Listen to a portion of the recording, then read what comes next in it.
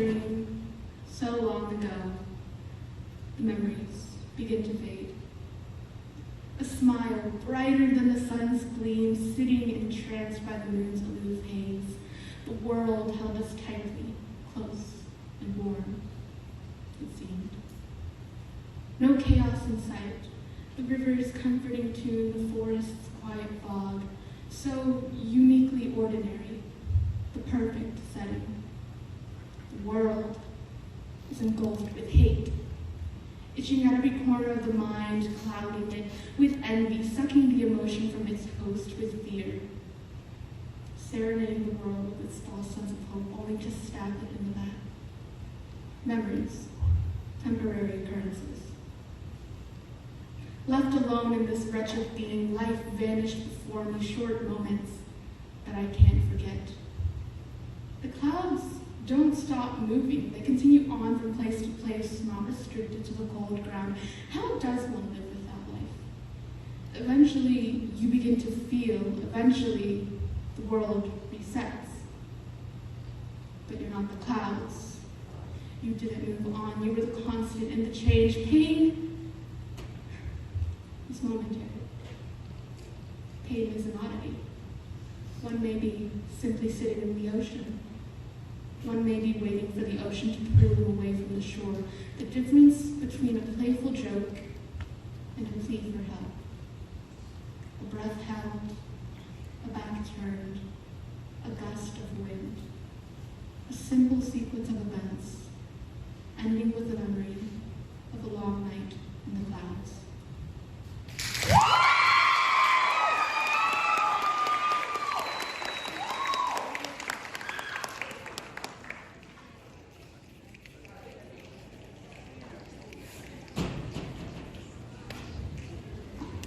Thank you, Jennifer.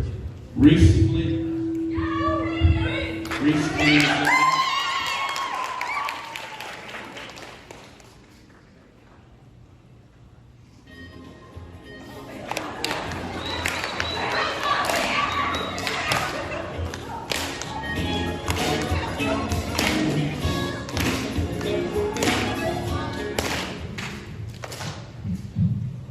How do you move this up?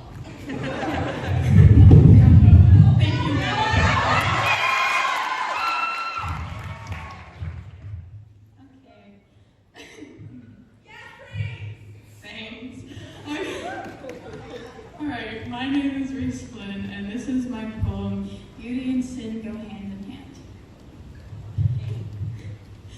An immortal walking alongside common men, legs of ostentatious design, glittering golden flecks, washed in the fading remnants of sunlight slipping past the heavens. Muscles carved of marble, a diaphanous veil wrapped snug around alabaster and obsidian, holding tightly the hopes and dreams of minuscule beings. Rivers of cerulean and dark sapphire flow in his eyes, telling a story of resentment and loathing. The river in his eyes is on fire, burning with a glistening animosity, turning sapphire and cerulean to vermilion and mahogany. He looks down at the herd of sheep that is mankind, crowded together, feeble and sickly. How he loathes the simplicity of man. His hand strikes down in strident thunder and intemperate lightning, painting the sky in a misty hue of gold and Tuscany mixed in with the grays of the night. As expected, the herd separates. Like Moses splitting the sea, he makes his way through the herd. He stands above them with his colossal height, demands to speak his truth, to speak with the herd. He tells them all of his qualms, and they stare blankly. The immortal begins to leave, thinking they are too ignorant to even speak. But they aren't ignorant, and they will speak. Who are you to talk about us? A member of the herd, an elegant woman with skin as dark as the night sky and hair as beautiful and enticing as a fond memory. Curves on her body shaped like a crescent moon. Her eyes are a sage green with flecks of marigold, and the river in her eyes is not on fire. It's calm and soothing. She tells the God that he knows nothing of her people. You believe you are righteous and the truth because you are beautiful, but the beauty on the outside doesn't mask the ill intention and the stupidity on the inside. The immortal falters, the fire in his eyes quells, but doesn't go away, but it's too late. She has spoken for the population that he so loathes, and she is the Messiah.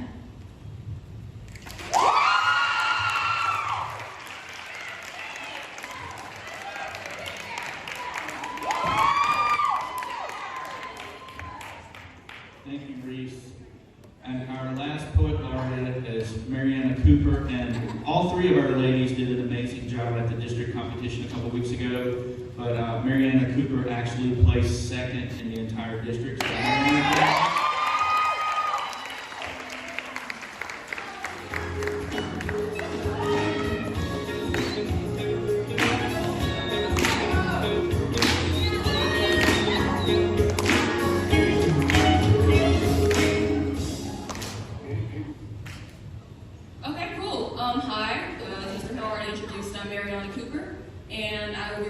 So She's So Funny. But before I start, I do want to issue a content warning as it does allude to self-harm and suicide. So if anyone needs to step out, that's cool. I just figured might as well say that before we jump into it. Period. All right. She only wore long sleeves, rain or shine. She avoided eye contact, so no one could see her cry. Of all the days you see me cry, the day you choose to help is the day I choose. It's too late. But at least when you think of me, you'll think, she's so funny. Every day was a mournful masquerade for the girl who could only dream in nightmares. The walls she built around her cracked in need of repair, tired of walls, of cracks and breaks, of hiding in plain sight, she let them crumble. No one tried to peer through them anyway, through the jumbled remnants of a human so broken the scars overlapped. They don't know what to make of her exorbitant tears or the fresh scarlet scratches on her body, her skin that waves to just skin bones. She told them she was only crumbs of a person, and they said same. She told them how existence was dreadful, and they said, yeah, it was a bad day. She told them how all she wanted was an eternal nap, and they'd say, you're so funny. Very quickly was she pushed aside to the role of comedic relief. It's funny what got her laughs is her pain and agony. It's funny that anguish and suffering was comedy. With every joke and every laugh, she picked up a brick to restore her wall, one where she could see them, but they could not see her at all. I told you the terrors of my life. I carved my heart out for you, showed you the blood I drew, the deep wounds so sickening I couldn't stitch together. And because I was so ugly and sickening to look at, you just walked away. You laughed and you would say, she's so funny.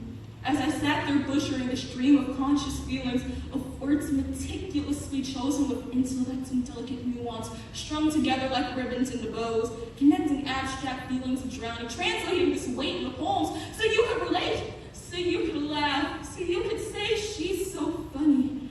But no one should rip apart their heart as if it's buttered through a knife, their impulsive minds, tearing itself to fragments, annihilating their feelings, and validating their emotions for the entertainment of others. But anything to know you heard it, anything to hear you say, she's so funny.